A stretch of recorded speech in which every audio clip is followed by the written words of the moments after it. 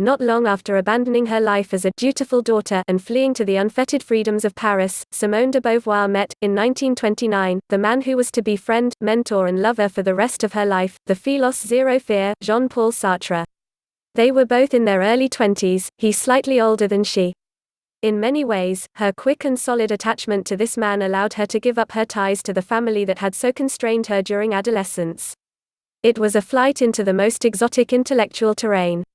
From the first, the two lovers spent virtually all their time together, read the same books, sought out the same friends, and in general developed their ideas so symbiotically that Simone would use such phrases in her memoir as "we thought" and "our idea."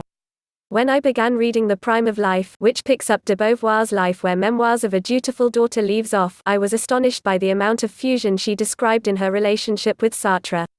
She seemed so entirely enmeshed in his sensibility it was hard to imagine how she would ever extricate herself sufficiently to pursue the fine intellectual and creative work she would one day accomplish. True, Sartre was a genius, still, this bright, zestful woman was virtually in his thrall. I admired him for holding his destiny in his own hands, unaided, she wrote.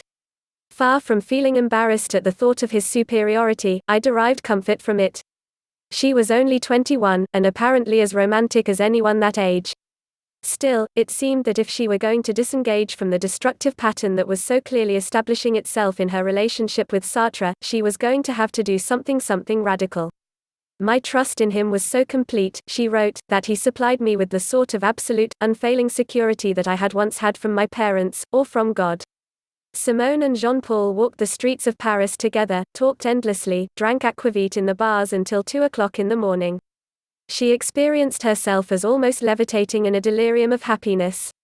My most deep-felt longings were now fulfilled, she wrote. There was nothing left for me to wish except that this state of triumphant bliss might continue unwaveringly forever. The euphoria lasted for over a year until something disquieting crept in to mar her perfect happiness. She came to suspect that she had relinquished some essential part of herself.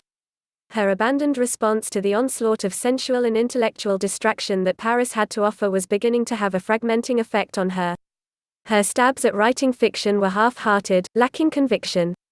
Sometimes I felt I was doing a school assignment, sometimes that I had lapsed into parody, she wrote. For 18 months de Beauvoir lived in an acute state of conflict.